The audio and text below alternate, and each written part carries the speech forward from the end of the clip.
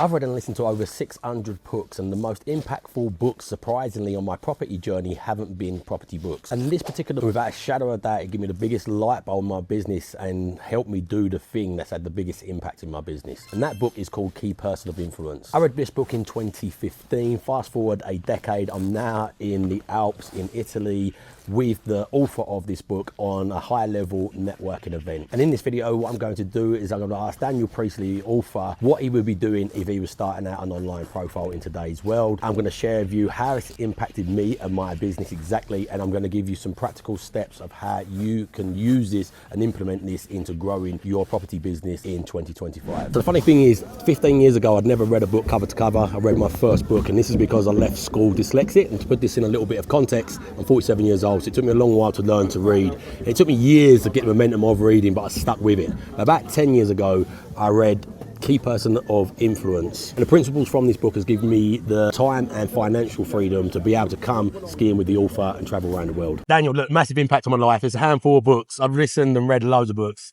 Handful of books that's really impacting, like, crafting my journey. Key Person of Influence. I enjoy all your books, but Key Person of Influence especially was the main one.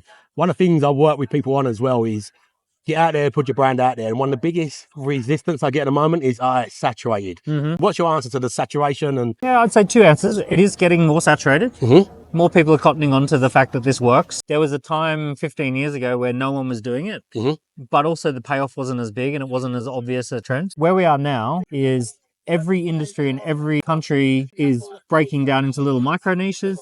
Each one of those micro niches needs some key people of influence. The world's reorganizing around that.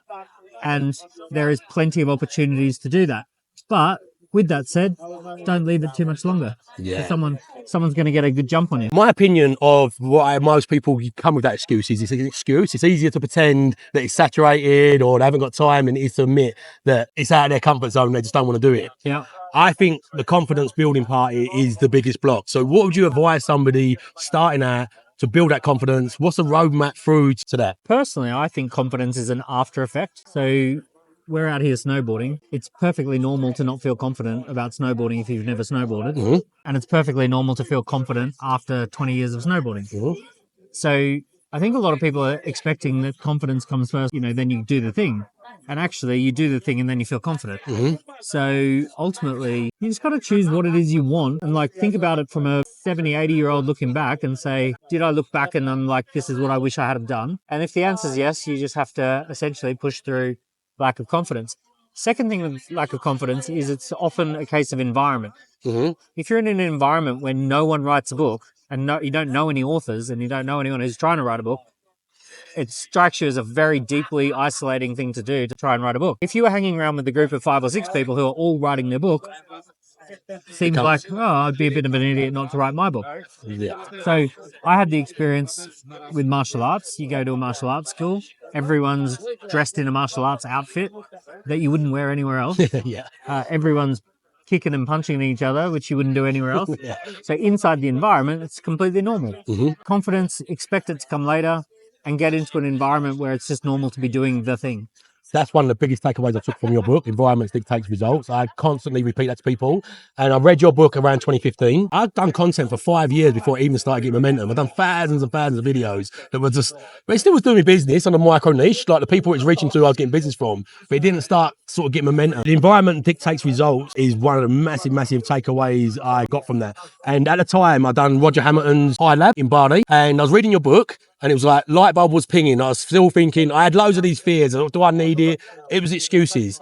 And then on day 4 of his iLab, they went, right, tomorrow you're doing content. They told us at the end of the day. So the reason we tell you at the end of the day is because we don't want you thinking about it, just turn up. And because I was in an environment of 20 other entrepreneurs doing it, I felt stupid not to do it, even though I didn't want to do it. I'd done 40 takes and they were terrible.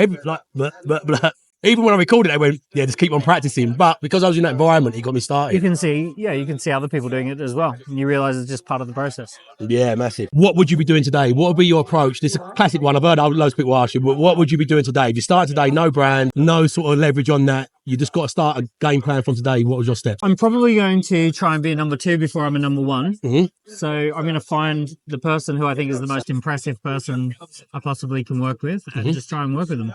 So perfect scenario is find someone who's 5 to 50,000 followers on social media. They've written a book. They have got traction. Everyone's loving their work. And hopefully they've got a team of less than 12 people. And my first job is try and join the team of someone who's getting that traction, do 2 or 3 years, making them a millionaire. Why them metrics important though? Why under that and that man, and why that team size? Because momentum tends to happen around key individuals. You're you've either got momentum and it's happening for you, or it's just a shitload easier to be around someone who's already got momentum. Being in the orbit of someone who's got momentum, there's just non-stop opportunities. Right. A friend of mine is working with a guy who's got 2.5 million followers. And I said, don't bother trying to build your brand. Just work very close there, monetizing all the opportunities that are buzzing around this guy. And you will end up with a brand. You will end up, I said, it will build a brand, the fact that you spun out a $10 million company from this following. Well, I get that. By default, I know a guy. I live in Brentwood. I was born in Stratford, London, but I live in Brentwood, Essex now, and the only way is Essex. One of the guys from there goes to the gym. Yep. And by default, just because he's married to her, he's got 125,000 followers. Totally. Yep. Just by being married to her. Being married to the right person. So a lot of times people come in and they say, trying to build a brand. And I'm like, you haven't done anything yet. Yeah. And no one's going to care that you record all these videos and post all this stuff. The reason we tend to listen to people is because they've done something. And we want to listen to how they did it. So if I was starting out from scratch, my first goal is to play on the team as best I can. I want to be first there in the morning, last there to leave. And I want to lock down 7 or 8 figure opportunities for someone else, make them millions, and then I'll move on to my own. Yeah, by default, you make yours. Yeah. People talk about this idea of like, oh, I'm sick of making other people millions. It's time to do it myself. So, well, that's actually how it happens.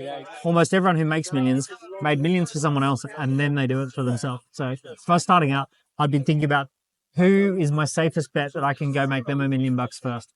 Amazing. I wasn't expecting an answer, by the way. I really wasn't. It's a great answer. And Daniel, look, People to Influence, it's an evergreen book, isn't it? You know, like it's relevant today as it was back then, even though, as you said, hurry up because it's like more and more people are doing it. Do you still give the book away? Yeah, we probably give away 5,000 a year. How do I give the book away to my audience then? Oh, just do a search. Key Person of Influence PDF, download. Yep. And it'll just download. I'll search and I'll put it in the link as well. Yeah, and then there'll be other campaigns that we run that have physical copies. We normally give away physical copies at events, sponsored events and all that sort of stuff. But there's definitely free download.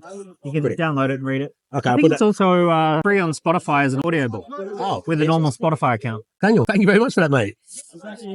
So think about a personal brand like a passport. The more stamps you've got in that passport, the more places you can go and travel. Your brand gives you access to opportunity, networks, income streams that you otherwise wouldn't have had access to. One of the big lessons I took away from Daniel Priestley is your environments dictate your results. And this is why over the years I pay money to be in these environments. It really does drive you forward. Think of it like a seed. If you take a really nice seed and plant it in a dry, dusty environment, it's not going to flourish. But if you put it in the right environment with the right sort of light, the right water, the right soil, it's going to flourish and grow into something. And you are the same as that. One of the big core concepts I took away from the learnings that I've had from Daniel Priestley is the 7-11-4 principle. It's a Google Zermatt study. They said most people need 7 hours of interaction with you over 11 different touch points over 4 different locations. And in the property space, a lot of people think building out a personal brand is just about raising private capital. Yes, that is a great thing, but estate agents, builders, solicitors, accountants, letting agents, they're all online. And I've not had one of those people that having an online brand has not helped my business and that network with those people, because your network is your net worth.